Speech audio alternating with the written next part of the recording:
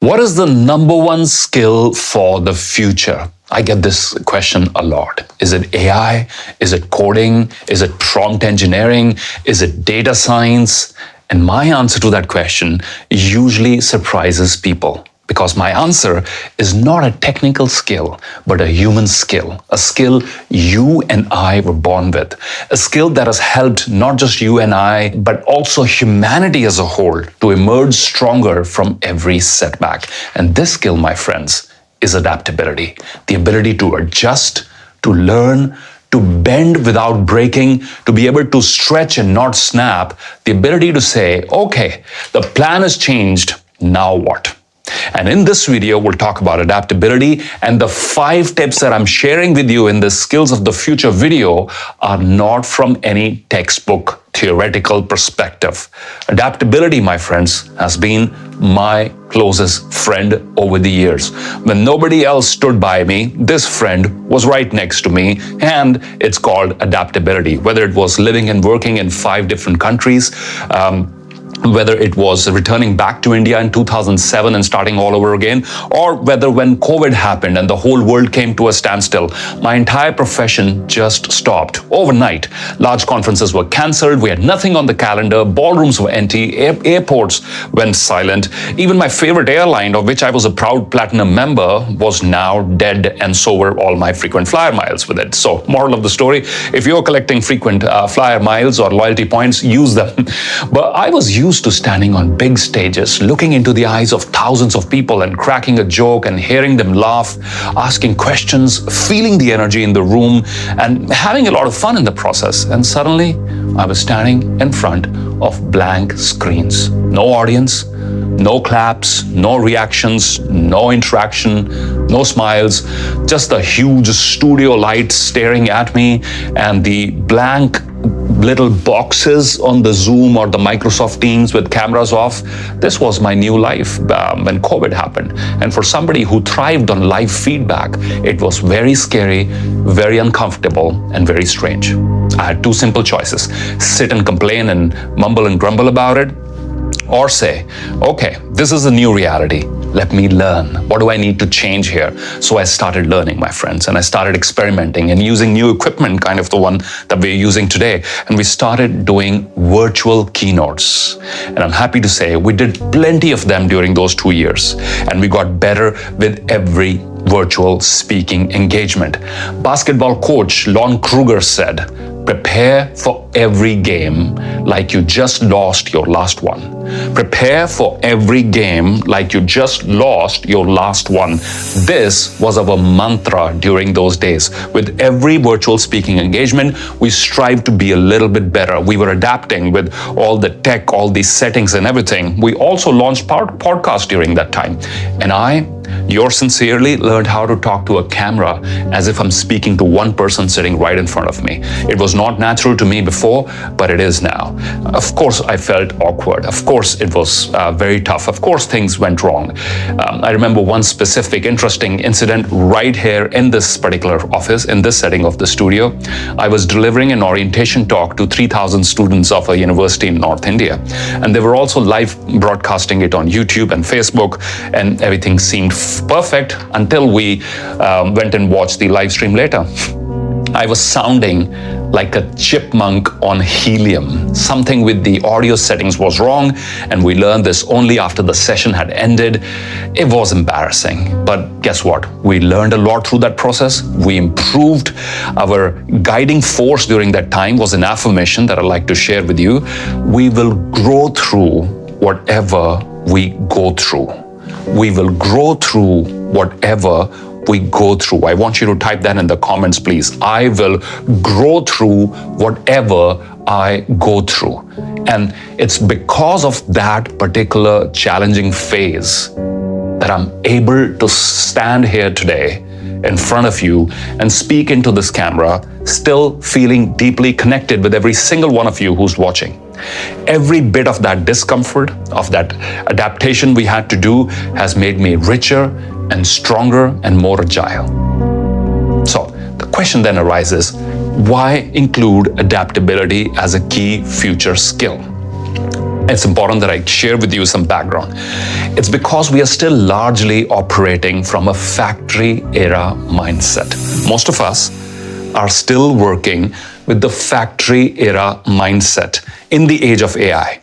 So consider this. We are using what I think it was Einstein who said, don't use old way of thinking to solve new problems. And that's exactly what we are doing. We are using an outdated way of thinking for a new era. To fully understand this, to how we develop this mindset, let's go back a little bit in time for a moment. Once upon a time, there was a man named Henry Ford. And I don't want to blame all of this on Henry Ford, but Henry Ford pioneered the factory assembly line system. And he didn't just change how cars were manufactured, he changed how the world worked. The rhythm of the assembly line, my friends, became the rhythm of society. Schools were designed like mini factories to produce factory-ready compliant workers. Careers became predictable. We had fixed job profiles, fixed hours, fixed expectations, even fixed promotions and retirement benefits. Everything was fixed and predictable, and we got used to this. And certainty became our new best friend. Almost for a century, this model kind of worked.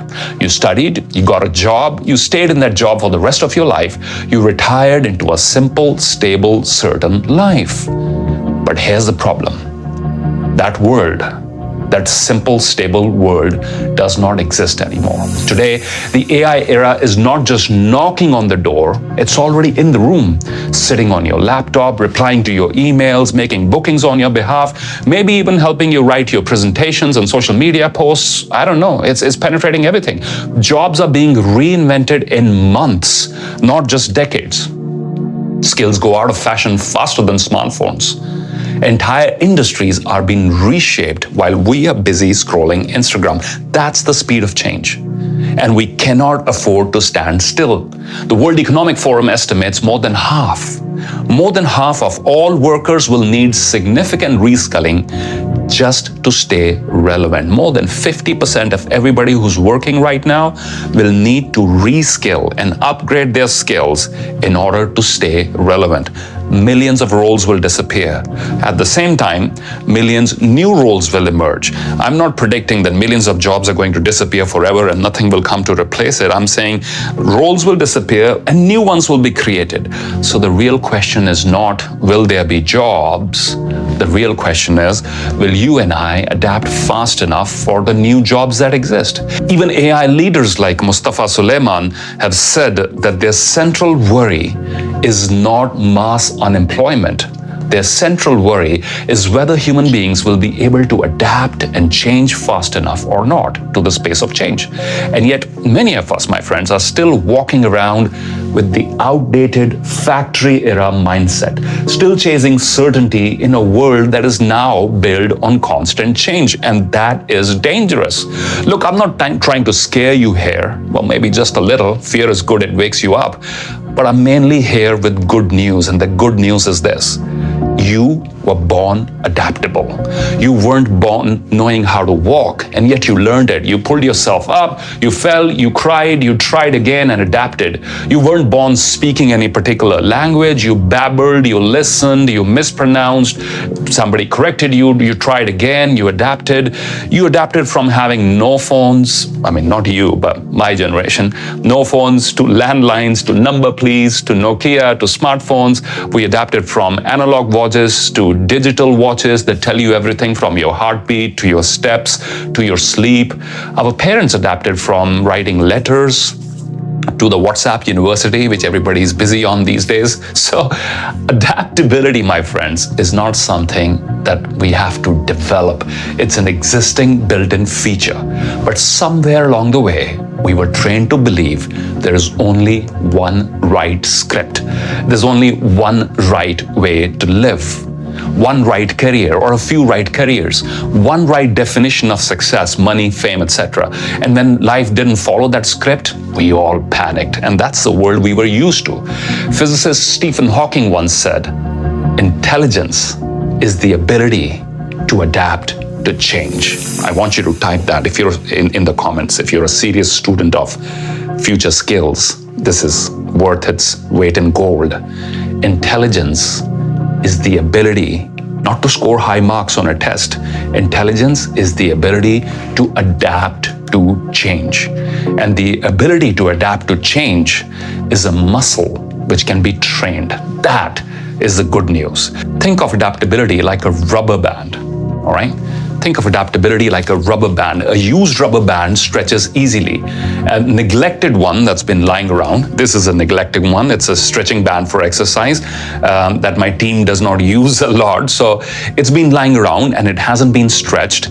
Something like this, which hasn't been used, can crack the moment we pull it, right? Under pressure, this will snap, it will not stretch. Regular stretching, physical, mental, emotional, keeps this rubber band of our ability, of our neural networks, of our skills elastic. And when life pulls us suddenly, without warning, such as a new job, new technology, a new crisis, you know what happens? If we stretch, then we don't snap, we expand. And that expansion is exactly what I'm trying to talk about here. I will share with you 5 simple practical tips to train this muscle of adaptability, which are from my personal experience, not from a textbook. Each tip will end with some small actions that you can start taking right this week. So if you're ready, let's get started. Tip number 1, no surprises there, is stretching. Stretch yourself and avoid rigid routines. Rigid routines are dangerous in a world that is constantly changing. Stretching works wonders in the gym and works wonders for the brain too. You see, when your mind is stuck in a routine, trapped in this thinking that I've always done it this way, or this is how it's supposed to be, I was always trained this way, that's a dangerous place to be in. So therefore, it's important to self-disrupt.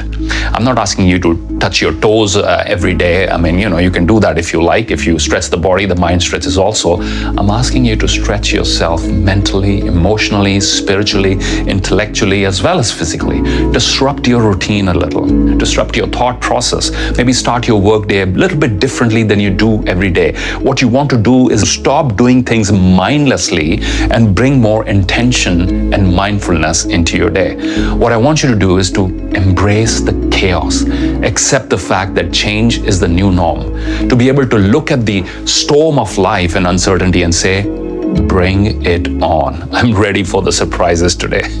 So here's how stretching works in my life, my friends. I do physical stretching every morning with this, something like this, with this stretching band.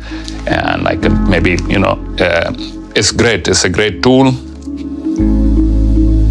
You could start your day with something like this. You could take a little break in the office.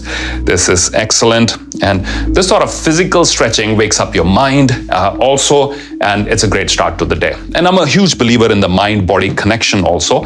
So that's why I start with physical stretching every day. Secondly, I try to read outside my field because if you keep feeding your brain on the same kind of information, it becomes stagnant. And fresh ideas need fresh, diverse sources, okay? Attend conferences outside your domain. I attend tech conferences despite not being a tech guy. I attend the NASSCOM almost every year, or if not every year, every second year.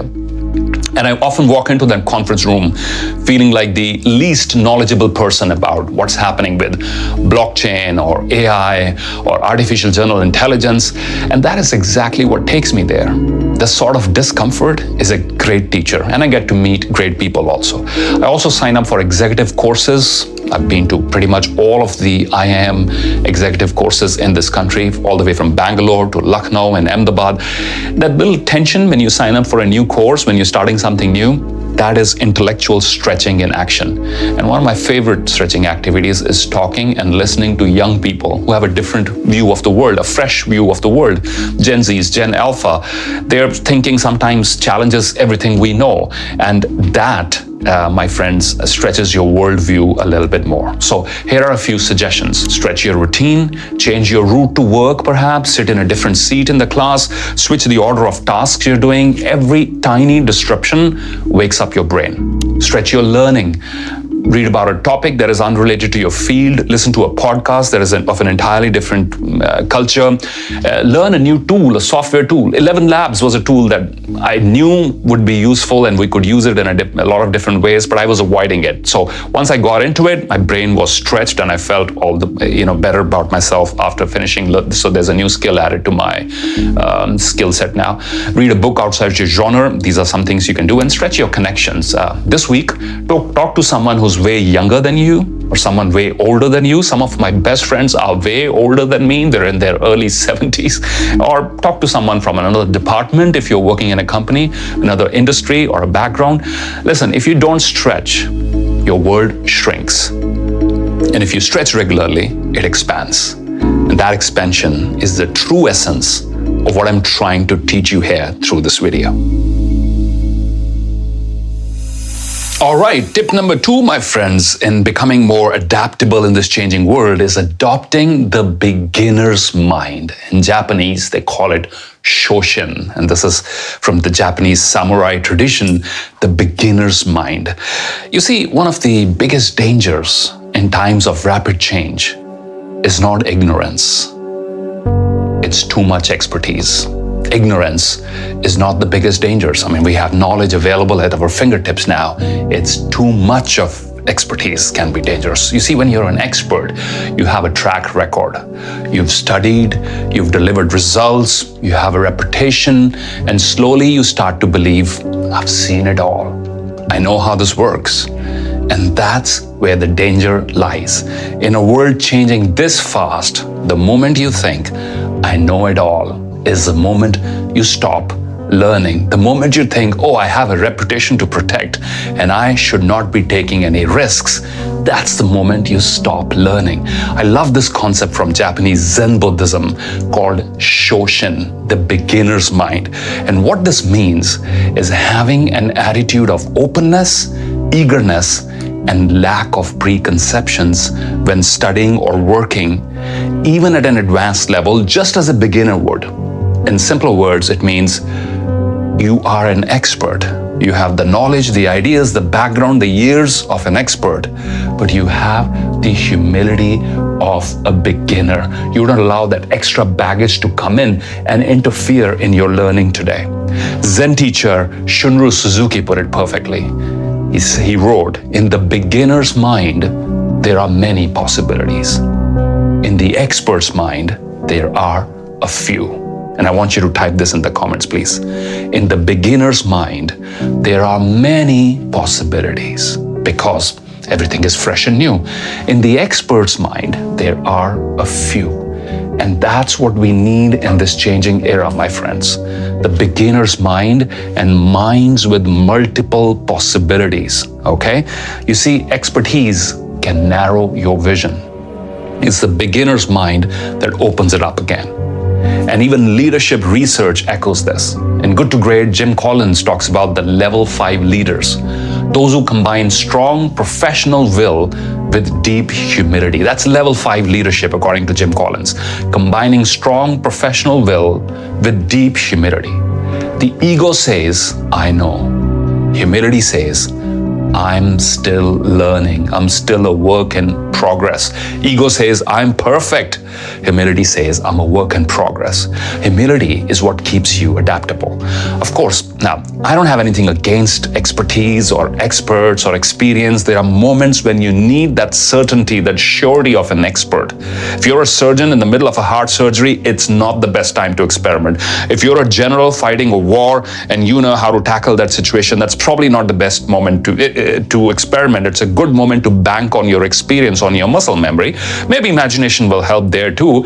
But outside of those moments, in more day-to-day working scenarios and more scenarios where you need your creativity, it's the beginner's mind that'll keep you alive and growing. All I'm saying, folks, is don't be a prisoner of your experience.